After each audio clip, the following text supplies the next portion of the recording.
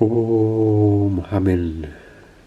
Vamos avançar para a terceira leitura desta obra de Pascoais, A Minha Cartilha, escrita em 1951,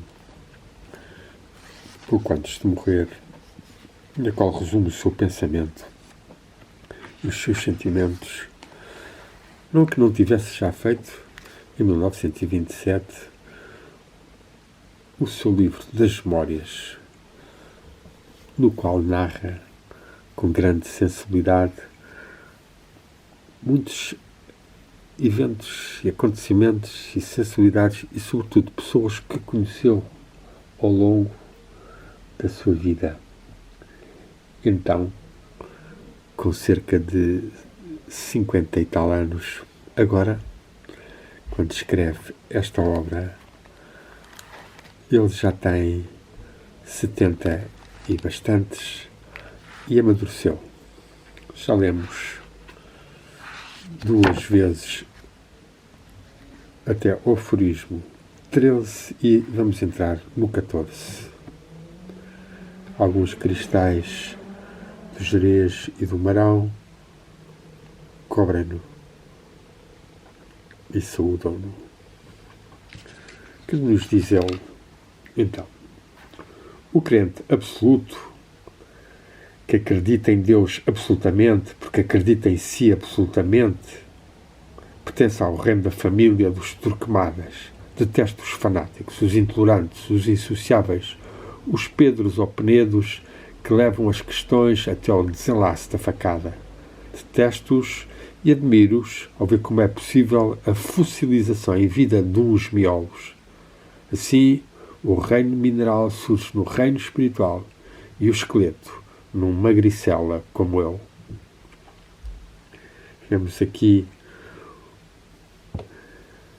Pascoais a tentar pôr em causa as crenças absolutas, que são crenças, no fundo, muito subjetivas, são crenças num absoluto que é muito de ele próprio, e como isso leva à fossilização, à petrificação dos seres.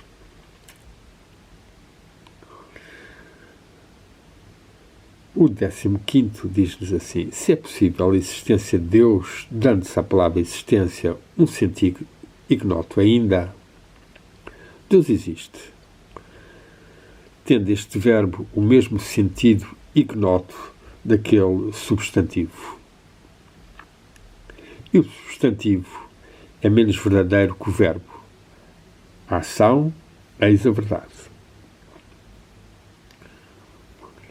A possibilidade é infinita como a probabilidade.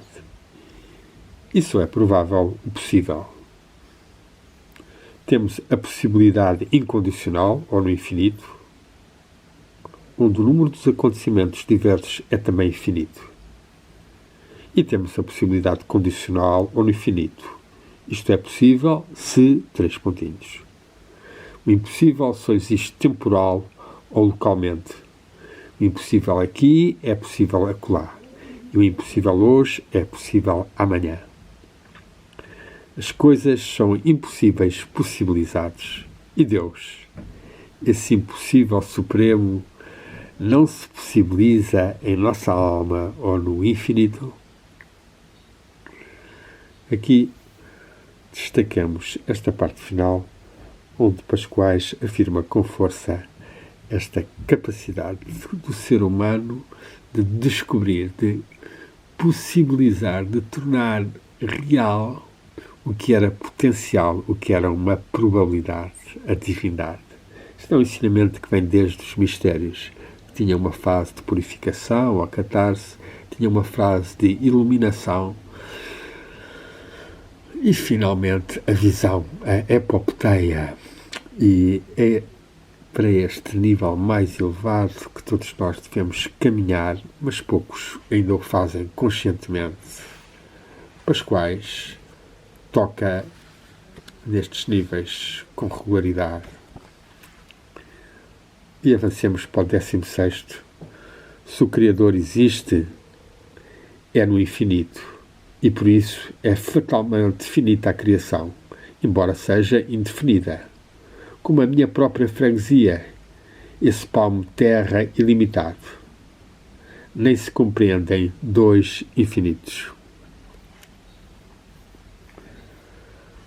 Pascoais equaciona aqui a divindade enquanto verdadeiro infinito e uma natureza que tem que ser sempre limitada. Contudo, podemos admitir que a divindade tenha em si emanado essa infinidade desde sempre, ou desde um sempre que é cíclico, tal como na tradição indiana é apresentado com épocas ou fases cíclicas de manifestação e de não manifestação do mesmo absoluto ou divino Espírito. 17. Creio que Deus existe, mas como já afirmei, temos de dar ao verbo existir um sentido novo, para além da existência concebida, que nos foge, por enquanto, a qualquer definição. Pressentimo-lo apenas vagamente, com uma primeira nuance, quase ainda imperceptível, ainda do alvorar. A revelação do significado supremo daquele verbo será a conquista suprema da consciência humana, o fiat lux definitivo. Creio que Deus existe.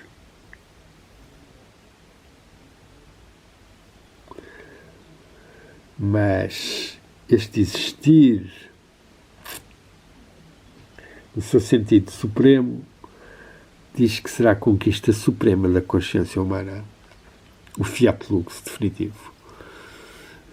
Aqui, Pascoais, talvez esteja a historicizar demasiado o que deve ser uma demanda individual de cada ser. Cada ser tem que conseguir, dentro de si, permitir que a divindade se torne presente, exista dentro de si, se manifeste pelas formas de luz, de amor, de força ou poder. O Fiat Lux, que é dito como criador do universo ou da criação, é sobretudo também um ato que nós temos que tentar sentir em nós, um ato que provavelmente se está a verificar sempre, já que a divindade mantém uma emanação de si própria infinita. Não há assim um Fiat Lux definitivo. O Fiat Lux será, então, um constante desafio a que a luz se faça mais em nós, nas nossas meditações, das nossas ações, das nossas capacidades de vencermos as dificuldades, as dispersões, as doenças, os receios que nos rodeiam. Fiat Lux, faça-se a luz. Kun, na tradição islâmica. Esto, na tradição grega. Se. Este ser, na sua profundidade e totalidade, aproxima-nos da comunhão com a existência de Deus, com a presença de Deus no nosso ser. Essa é a luz que devemos procurar. 18. Creio num Criador, ao Espírito interior e exterior a tudo. Exterior é como Deus em si, ó Deus só Deus. Interior é como Deus no homem, ó Jesus, depois de frequentar os animais, desde o cão Anubis ao boi Apis e até os bosques e os rios. Este primeiro parágrafo, de um aforismo longo, o 18º, é belo e Pascoais vê aqui a divindade como um criador exterior a nós, ou a tudo, que é o Deus em si, ó Deus só Deus, que talvez devêssemos dizer mais a divindade em si. E interior é Deus no homem, ou Jesus, depois de frequentar os animais, e aqui desde os do Egito, com Anúbios, o boi Apis, até aos bosques e rios das ninfas, das sílfides, das fadas, das náiades, das nossas fontanas, etc. Ora, isto aqui haverá que talvez distinguir melhor como houve adoração do divino ou de entidades divinas ou de entidades espirituais nestes diferentes níveis da natureza e do panteão dos deuses, e outra coisa é o Deus que se revela no ser humano ou em Jesus e que cada um de nós deve conseguir despertar mais dentro de si. Avancemos no segundo parágrafo. Construiu, portanto, Deus Criador, os corpos inanimidades, organizou os animados, revelando a mais profunda ciência matemática nos primeiros e biológica nos segundos. E a nossa glória é termos captado essas duas ciências e as intermediárias concebidas e realizadas por esse Espírito Divino. Na sua ação interatómica, mudou o ingrávido em grávido, ou materializou o imaterial, e logo surgiu o espaço para conter a matéria.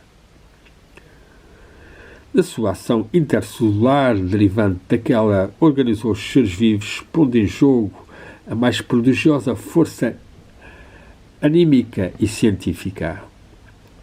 E, através dos seres vivos, operou a conversão do imaterial originário em anímico final.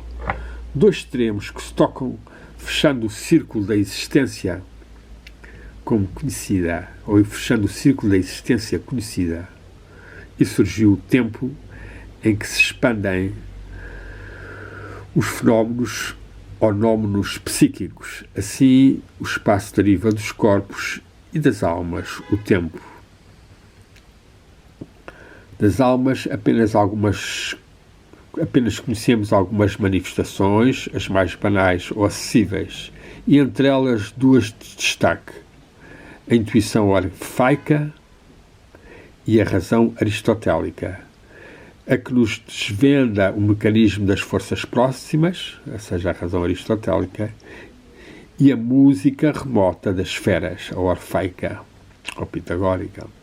Temos a audição visível e a visão auditível do universo. Temos as estrelas ou notas vistas, ou cada uma na sua definição e o seu conjunto harmoniosamente ouvido ou indefinido. O que de perto é pintura é música de longe. Por isso a pintura é música e pintura, a revelação do aquém e do além, o conhecimento total, o natural e o sobrenatural, o que se move em linha curva, essa partida que já é regresso e o que se move em linha reta, e é uma partida eterna ou sem regresso. Aqui temos alguns pensamentos profundos, sínteses muito grandes de níveis muito elevados, mas realcemos este aspecto de Pascoais ver esta descida do imaterial, do espiritual em manifestação que materializa esse imaterial e que desse material originário, através dos seres vivos, surge a conversão no anímico final. Dois extremos que se tocam.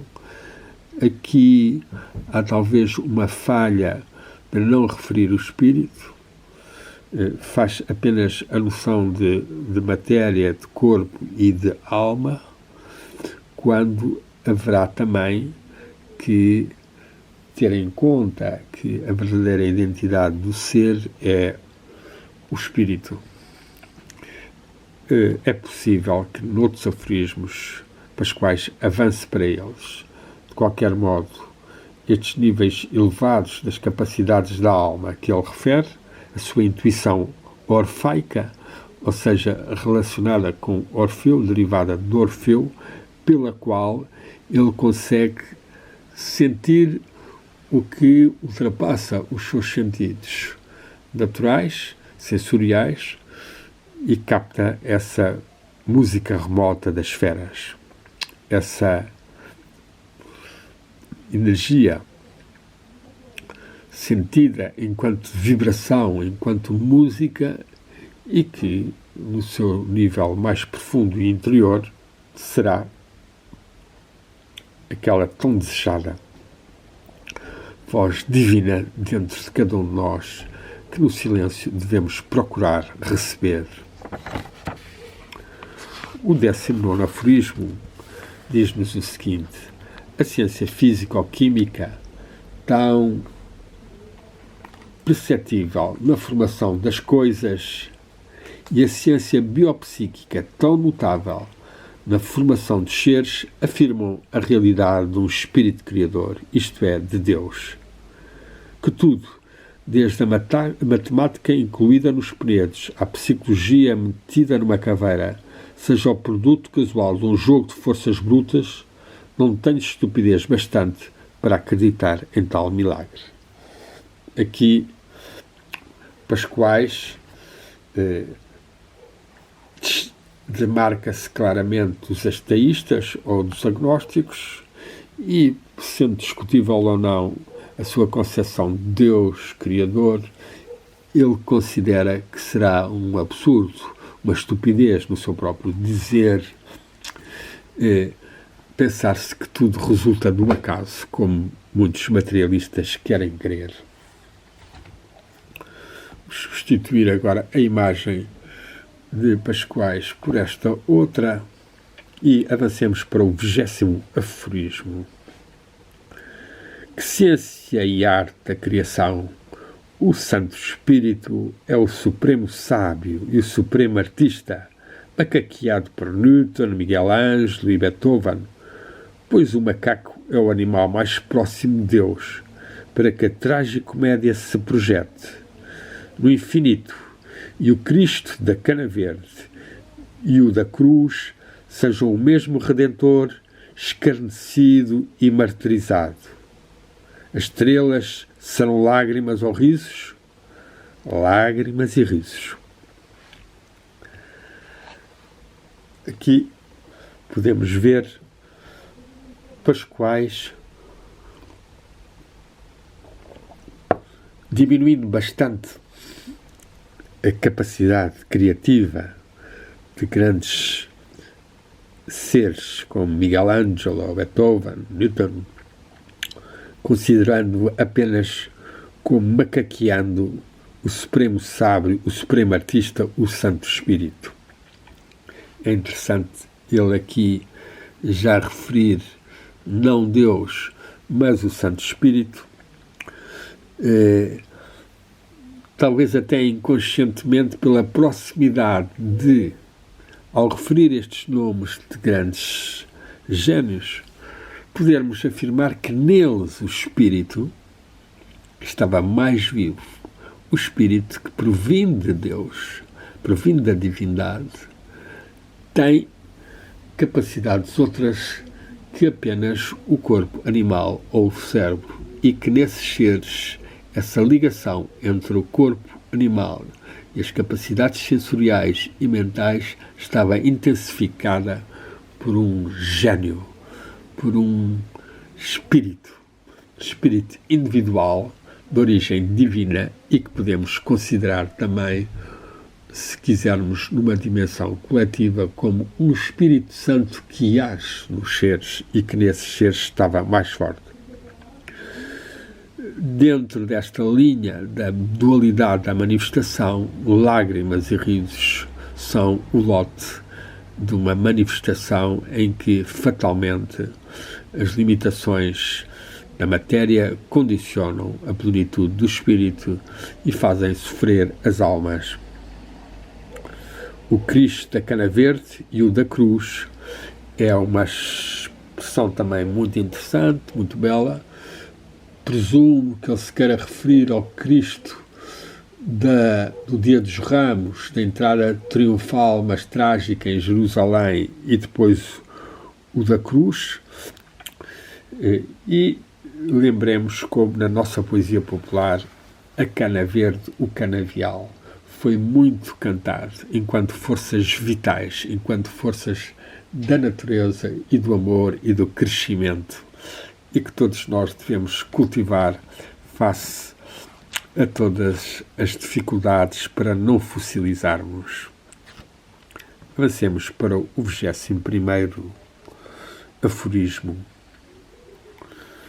e ponhamos agora uma imagem de uma capa de um dos melhores livros de Pascoais, O Homem Universal, que eu li com agrado há já alguns anos e que é certamente das suas obras mais interessantes. E ouçamo-lo no 21º aforismo. Deus criou as coisas de encontro ao nada e os seres de encontro à morte, ou de encontro a si mesmo. Que Deus é maléfico e benéfico, o anticristo e Cristo. E o próprio homem é humano e anti-humano. A bondade não é uma vitória nossa contra nós que somos maus. Somos bons e maus, como Deus é criador e destruidor. É Ele e Lucifer, essa unidade dualista, um absurdo aritmético como 1-2, 1 igual a 2. Mas o absurdo dos absurdos presida à origem do existente, que entrou na lógica à força de pontapés aristotélicos. A lógica é um artifício ou arte, como a escultura e a música. E a nossa alma, a encaixilhar uma paisagem arrancada a um panorama indefinido e indefinível, isto é, suprageométrico e mesmo suprapoético. Aqui encontramos Pascoais em luta com o bem e com o mal e a considerar que Deus é o Criador e o Destruidor, Ele é Deus e é Lucifer, Ele é o bem e o mal. E que este dualismo absurdo de 1 ser igual a 2 é a base da existência, e ainda que pareça ilógica e tenha sido tornada lógica forçadamente pelo aristotelismo, por todo o esforço de pensarmos e de relegarmos para fora todas as possíveis incongruências de uma verdade, é um facto que nós não devemos considerar que Deus é maléfico e benéfico, como Pascoais aqui afirma. A divindade em si é a fonte primordial, o amor, a luz, de onde emana tudo. Em si, no mundo espiritual, não existe o maléfico. O maléfico existe em certos planos da manifestação, em certos planos mais densos, mais materiais, e aqui este homem universal, ou Prometeu agrilhoado, que roubou o fogo dos deuses e que desce à terra e que sofre, e aqui, nesta imagem, o ser humano entre os espinhos das dúvidas, os espinhos das opressões, os espinhos das manipulações. Isso não deriva de Deus, não é de Deus. Nem o ser humano é mau, não. Há seres que se tornam cruéis, que se tornam demasiado egoístas. Podemos dizer que todos temos um princípio egoico que, se desenvolve mal por certos motivos, se torna destrutivo. Isso vemos tanto nas pessoas como em países, tal como hoje em dia os Estados Unidos é um dos exemplos, os Estados Unidos da América é um dos exemplos mais flagrantes de uma política sintetizada no America First e na ladroagem completa que assistimos mesmo em tempos de crises em que se rouba o óleo da cera ou as máscaras ou os ventiladores com o dinheiro inesgotável que tem. Aqui não é o Deus maléfico, é realmente o egoísmo de alguns dirigentes, de alguns ideólogos, de alguns militares, pessoas que de certa forma mataram a sua ligação com a divindade, mataram ou diminuíram ou obscureceram a sua ligação fraterna com o resto da humanidade. 22º aforismo. Mas Deus liberta-se de Lúcifer e é Jesus, Cristo, por graça da dor humana ou da Mater Dolorosa, e eis o homem. Aqui nós devemos separar um pouco as águas. Deus liberta-se de Lúcifer e é Jesus Cristo, por graça da dor humana, e eis o homem. Podemos ver é que realmente Jesus vence certas forças negativas que existem no ser humano, que existem na humanidade, mas que têm que ser atualizadas constantemente por cada um e por todos. Senão nós vemos o que acontece com tantos países ditos católicos ou cristãos a fazerem as maiores criminalidades ou roubos ou pregações falsas e incorretas. Agora, a dor humana, certamente aqui representada nesta bela pintura, o esforço, a luta, são fatores essenciais no caminho da tal purificação, da tal catarse, da tal separação da nossa identificação apenas instintiva ao corpo ou a traços da personalidade mais egoístas ou mais receosos ou mais ambiciosos e o aparecimento do ungimento da ligação à divindade, ao divino. No 23º aforismo nós encontramos isto. Temos ainda o anticristo ou Apolo e a antevirgem ou Vênus.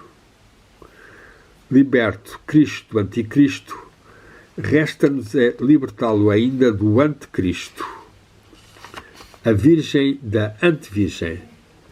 Libertemos, enfim, o cristianismo no que ele encerra de paganismo helénico e de sombra latino-medieva.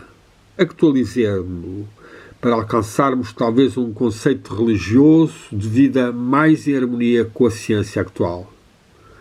E coloquemos o ser humano na altura que lhe pertence como o parente mais próximo do que o Criador e como sendo a mais alta consciência da criação, em luta contra o mal, esse duelo entre nós e nós, ou entre Deus e Deus, o Pai e o Filho.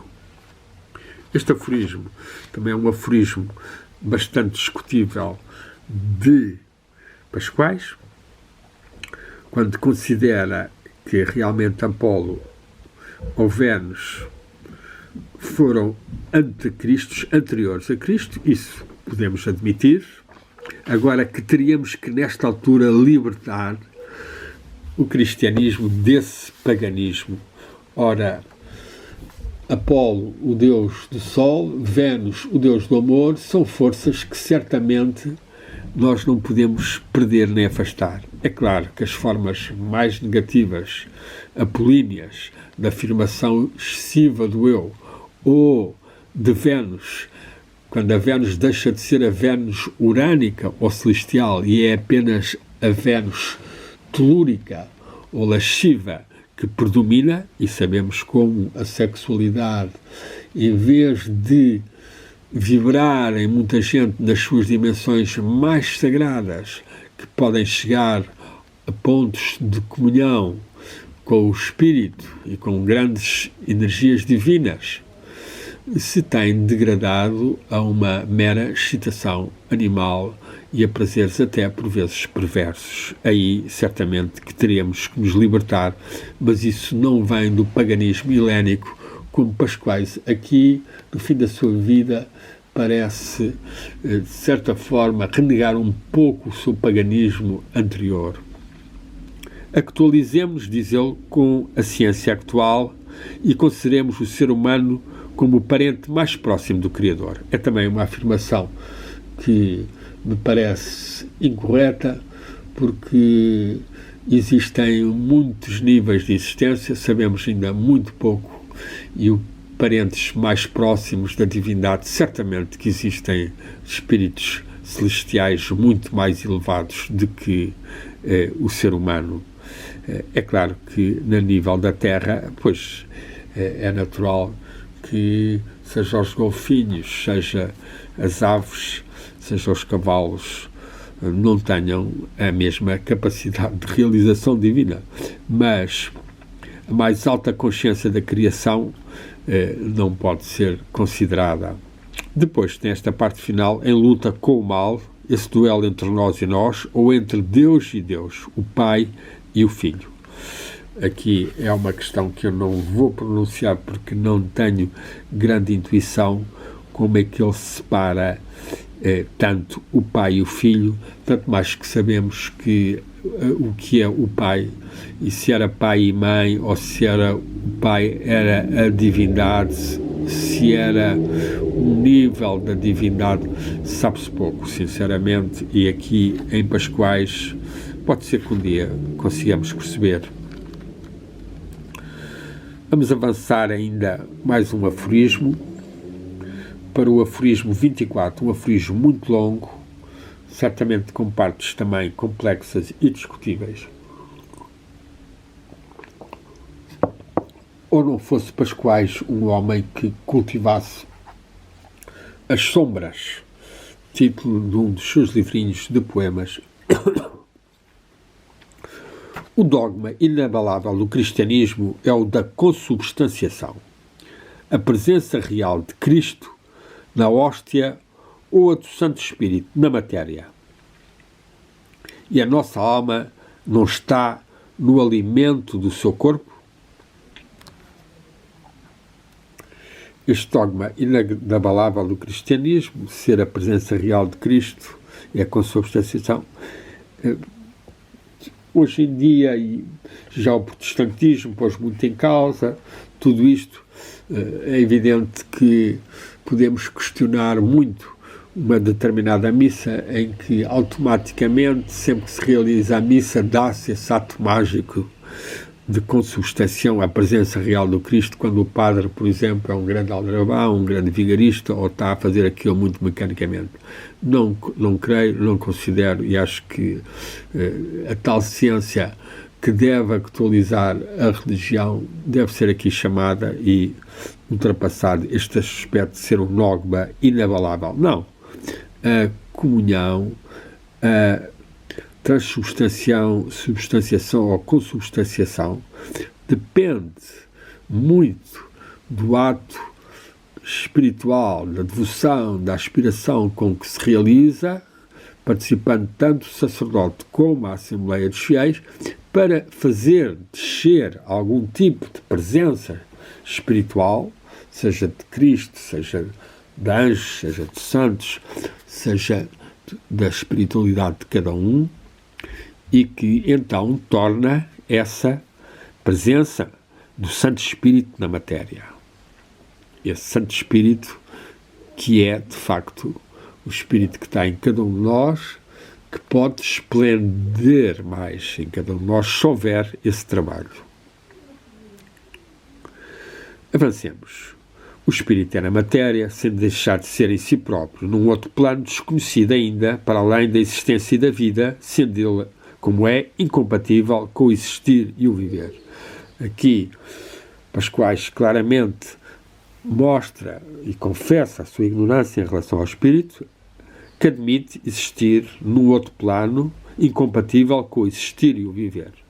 Portanto, Pascoais não tem uma experiência, não tem um conhecimento vive, ou não viveu, não sentiu, não viu o Espírito.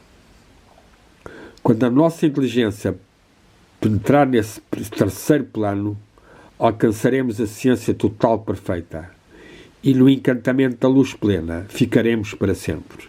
Aqui temos um erro típico que aparece não só nele, mas noutras pessoas, que é, subestimando a sua capacidade, não fazendo o trabalho espiritual para atingirem a ligação com o Espírito, pensam depois que, atingindo esse terceiro plano, um plano além do físico, do psíquico, um terceiro plano espiritual, alcançaremos a ciência total perfeita. Não se alcança a ciência total perfeita nenhuma, apenas passa-se a ter uma consciência mais profunda, a consciência do Espírito, a consciência de uma ligação até à divindade. E, de facto, há uma luz plena, há uma luz mais ou menos plena, que é vista, que é sentida, e no encantamento ficaremos para sempre. É claro que não, isto é uma noção ainda herdada de um paraíso de contemplativos em que todos estariam perdidos no encantamento e no canto dos hinos. Se falo desse terceiro plano, em itálico, em letra itálica, é que o presinto, mas como um cego de nascença, pressente a luz, não por intermédio dos olhos, é claro, mas talvez do tacto, que a luz é um fenómeno de choque. Esse choque nos nervos de um cego faz-los vibrar de um modo mais subtil. E a tal vibração se lhe ilumina intimamente até ele imaginar que vê a luz. É como se a visse quase. Aqui é interessante repararmos que Pascoais não tem uma visão da luz espiritual, não tem o olho espiritual a funcionar, mas tem esta percepção, que certamente terá tido, volta e meia, que a luz é um fenómeno de choque, é um tacto, um choque nos nervos de um cego, falo vibrar de modo mais subtil. E, de facto, há toques no mundo espiritual, há toque da luz. Só que, mesmo o cego, esse pode não imaginar que ver a luz, mas pode haver mesmo, se pratica espiritualmente. E lembro-me até pessoalmente, nos meus tempos de juventude, de andar na rua de São José, na Associação dos Cegos, a ler alguns livros de yoga e de espiritualidade em que falavam dessa prática meditativa que permite o ver interior. Avancemos para mais, no mesmo aforismo, mais um parágrafo. E a verdade do batismo? Ponto de exclamação. O ser vivo é de origem aquática. Um beijo de luz na água e a alma descende do espírito que pairou sobre as águas. E é sempre em nós a sua aparição maléfica e benéfica, ou dois espectros em perpétua luta, o negro e o branco, o destruidor e o criador. E assim, o criador e o destruidor, ou Deus e Lucifer, se limitam mutuamente e nenhum deles atinge o absoluto. Deus é quase omnipotente, omnisciente e omnipotente. Numa palavra, Deus é quase Deus. O relativo domina o absoluto, ou a divindade maléfica e benéfica. Há aqui também alguns erros de visão de Pascoais, parece-me, e é este dualismo. Pascoais vê bastante que Deus é quase Deus. Ora, a percepção de Deus e a distinção entre Deus e a divindade e o absoluto e o que é a criação são aspectos complexos que Pascoais não conseguiu certamente captar e que são difíceis de ser. Portanto, aqui apenas diremos que, de facto, a divindade está acima de esta concepção que se cria de um Deus criador, de qual a mais evidente prova das suas limitações e da desgraça que foi para toda a humanidade foi a concepção de Deus Jeová, que acabou por triunfar bastante no Ocidente e levar a todo o pandemónio de guerras, e até a palavra pandemónio bastante interessante, porque refere pan, o Deus, o todo, o Deus da natureza dos gregos e pré-cristão, e que, de certa forma, tinha mais respeito pela natureza e pelos seres e não tentou aplicar tanto um conceito de Deus vingativo e cruel e unilateral que permitiu a existência de povos escolhidos ou de civilizações superiores com todo o tipo de racismos e opressões que temos assistido ao longo dos séculos e que ainda hoje se manifestam. O último deste parágrafo, deste aforismo 24, diz: mas Lucífer, depois de Jesus, é um ente à parte, ou distanciado de Deus infinitamente. Este distanciamento operou-se no ventre de Maria, da Mater Dolorosa. Isto é da dor humana, essa mulher. Aqui é evidente que Pascoal está a imaginar, a conjecturar, a pensar à sua maneira. É evidente que não tem bases para afirmar isto. O seu conhecimento do próprio conhecimento de Lucífer, que Pascoal mesmo assim tinha mais conhecimentos por algumas leituras antroposóficas de Rudolf Steiner e de Eduardo Chouret, que lhe chegaram também pelo seu amigo Felias Lesbeg, em que Ahriman e Lucífer são referidos como duas polaridades do mal, uma Lucífer mais do distanciamento, da individualização excessiva, do afastamento da matéria, e Ahriman a que predomina mais no Ocidente atual, que é a massificação, o controle das massas no material, a sua subjugação nos prazeres e nos receios da vida material. Ora, Lucífer é um ente à parte distanciado de Deus infinitamente. Nós podemos dizer que as entidades espirituais que recusam a divindade são seres que existem enquanto há manifestação separados de facto da divindade, não se abrindo a ela, não a querendo sequer reconhecer em certos casos e, nesse aspecto, manifestando-se depois em seres na Terra que são extremamente cruéis ou extremamente egoístas ou que são, ora, fanáticos de uma religião ou fanáticos de um ateísmo. Há que, de certa forma, pensarmos que estes aspectos destas grandes entidades, pouquíssima gente tem capacidade para as conhecer e saber, e o que temos da tradição não está ainda bem estabelecido, coordenado, aprofundado, sintetizado. Pascoal, de qualquer forma, é um ser com uma grande capacidade poética e de sensibilidade, e aqui ouvimos alguns dos seus contributos.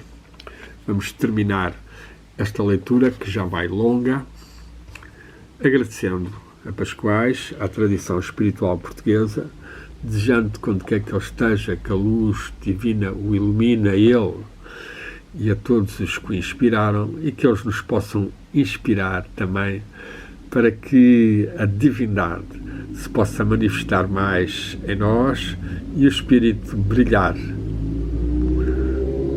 seja pelo olho espiritual, seja visto, seja sentido, seja irradiado em todo o ser, em todo o corpo, para o bem da humanidade. Demos graças, Amém, Lux, Pax, Amor, Amém.